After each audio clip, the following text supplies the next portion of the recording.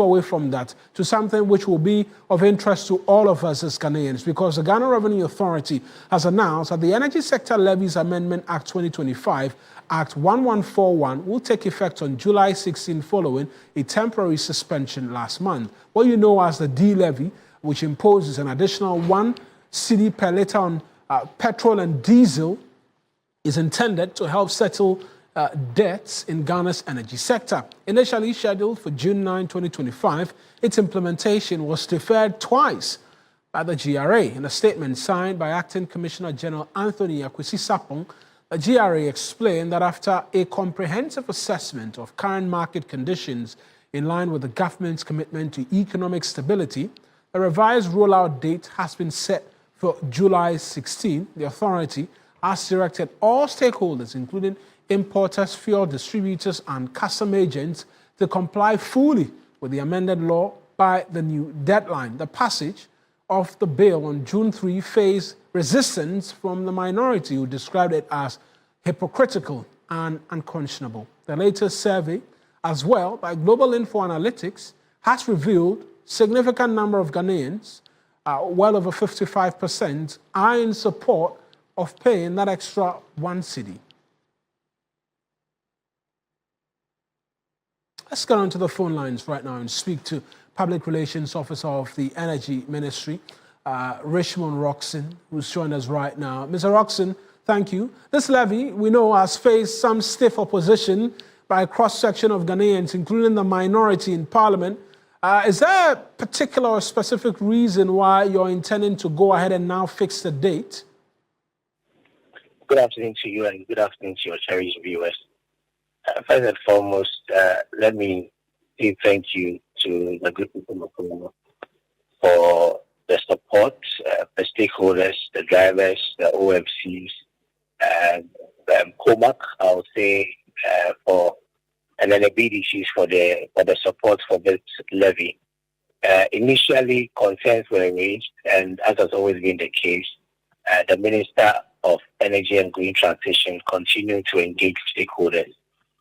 So that now there's been a lot of endorsements and support, and as you all rightly referred to, the Global Info Analytics survey shows that the people of Ghana want stable power supply, and they recognize that this will be a key intervention to resolving the problems, especially liquid fuels when it comes to the production or generation of power.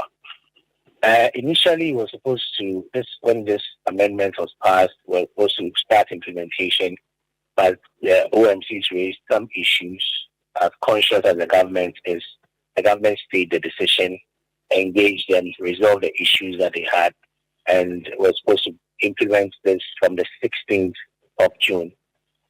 Before that, we had unfortunate conflict between the two countries that led to some disturbance in geopolitics and the prices of crude oil and fuel on the international market. The monitoring has been done as the President directed, that the Minister of Finance as well as the Minister of Energy and Green Transition to monitor to ensure that the gains made are sustained. Over the last 2 weeks, the ministers have done comprehensive monitoring, also done comprehensive consultation, and have decided that it will be ideal to commence the effective date from 16th of July 2025. Right. And that will directly be on the start of the second pricing window for this particular month. What realistically, based on current prices, because we know that the first pricing window has kicked in, that once it comes in, what could be the averages we're seeing for pump prices? At this point in time, it will be difficult to give specific numbers. What we expect is that we expect prices to be fairly stable as it's been. In the last 8 or 9 pricing windows, we've seen prices over around 10, 11, 12, depending on which OMC you purchase from. In the next pricing window, we'll look at the dynamics, what the indicators will be. So far, it's obvious that the exchange rates will still be stable. It's around 10.2 now. We'll look at the price of crude, which has dropped at the last check this morning, was around $65 per barrel. We'll also look at the international prices for finished products within the period, look at the average and determine what the prices will be. but our indications are that prices will be fairly stable. Even if there will be any change, definitely it should be marginal. The assurance will always be that the government will continue to monitor and as and when it becomes necessary, suspend the levy again when world prices spike. Yes, the government so far has showed that it is concerned about what the fuel prices are, concerned about the gains that we've made, concerned about the economic situation that the country finds itself. The government's intention is not to unfairly ask the people of Ghana into difficulty. So as and when the prices escalate, definitely, as the government has showed, the government will take a look at it and then take a decision whether to suspend, review, or even proceed with it. So we rest assured the people of Ghana have the assurances of government that at every material point in time, their interest will be paramount in the implementation of this levy. The most important thing is that the power challenges must be dealt with decisively. Once this levy is introduced, we'll have a dedicated fund to procure liquid fuel and then also resolve some of the challenges that we've seen in order to give the people of Ghana a clean energy sector that we met it. As always, thank you. Richmond Roxon speaks for the Energy Ministry, and we just want to walk you through a bit more details right now on why we're seeing this levy come into effect. And so there's been a lot of talk about the country's energy sector debt and the debt overhang. As of March 2025, this is what we stood at, some $3.1 billion in terms of debt. The immediate financial obligations, as we were made aware of in the conversations which surrounded this particular levy, which we're talking to you about, were required to restore guarantees in excess of $600 million.